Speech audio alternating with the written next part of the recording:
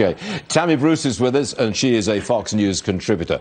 You were in the room. Yes, you were sir. sitting right there as the president was speaking. I get the impression that A, he was unleashed, and B, he went right after Speaker Pelosi. He did, and I think that we've all heard many speeches from the president. This was, I think, one of his best, clearly, as he is with all of his speeches, being himself. He has every reason and every right to call out the fraud of the last 3 years. This, I don't think, will be the end of it, but he has every right to enjoy that. There was joy in the room, with the exception, of course, of the media scrum, which had their arms crossed. But there was a genuine joy, because it has been hard work. The First Lady, whom you never really see in these because she's, of course, facing the podium, there was joy in her face. She was engaged. There was an understanding of what this means, and it was wonderful to see that. But this, I think, for the American people, why they appreciate the president is that you do get this kind of transparency and honesty. He is the same guy now as he was the moment he came down on that escalator. And we like knowing, it's like we know the market doesn't like things that are surprises and the unknown. We have the known with the president. He's proven himself to be not just at dealing with the issues and to be delivering, but the things he cares about are consistent. And this is a case where a certain media was upset, and Nancy Pelosi seems to be having a very strange personal reaction to this. But both of their jobs is to do things for the people of the United States. Only one person has been delivering on that job, and that is the president, and that's what the American people are seeing. I'm glad you were there. I wish I'd been there, too. It was a fascinating, important experience, and it was a joy. And we've got a lot of good years coming up with this president. I'm looking forward to it. Hold on for 1 second, please, Tammy Bruce. Yes, sir. And now this. Yeah, the State of the Union is strong. The state of the Democrat Party is not. In fact, it's in crisis. On this program, we're all about politics and money. It's surely no coincidence that stocks have gone up as the Democrats implode. Ignore what's on the left-hand side of your screen. Believe me, folks, the market's gone up. Money has been reacting to politics. The thinking is this: a socialist cannot win the presidency. The so-called moderates cannot beat Trump.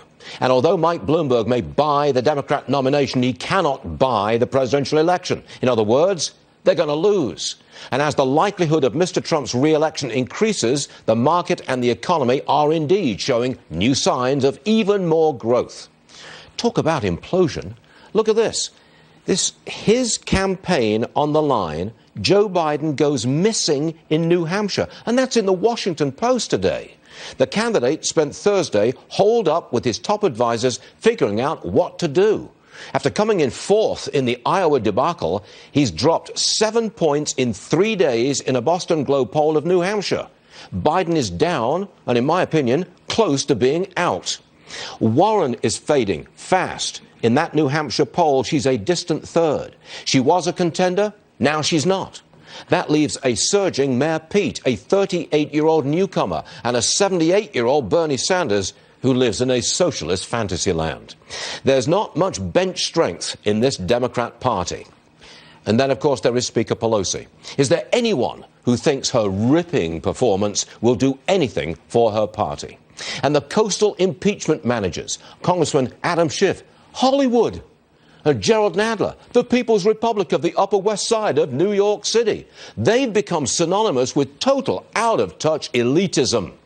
Now, this implosion came quickly. In just 2 weeks, impeachment failed and backfired. The Iowa caucuses embarrassed the whole party. Biden faded, Warren faded, and Speaker Pelosi seemed consumed with rage because she'd lost on all fronts to the president. This is a bonus for all of us and a lesson for the left if they'll take it.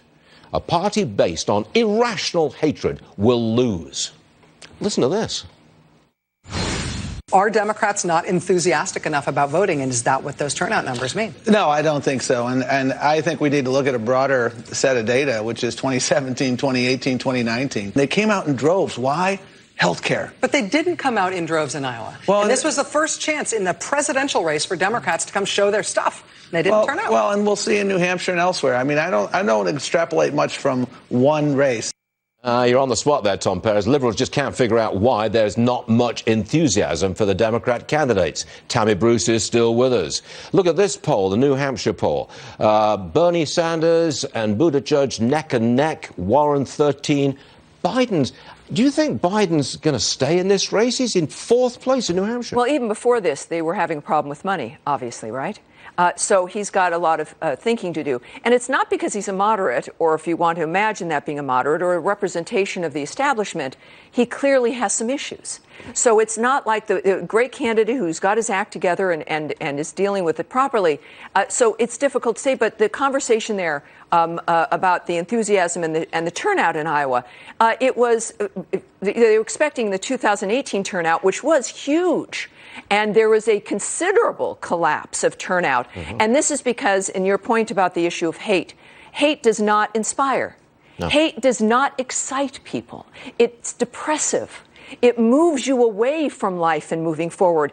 Americans especially, but I think human beings in general, are naturally optimistic. This is why the country exists, because we believe in the impossible. Believing in that requires enthusiasm. You don't get anything by being angry and hateful. It is all that has been bred, and this is the problem with the Democratic leadership. They underestimate people in general.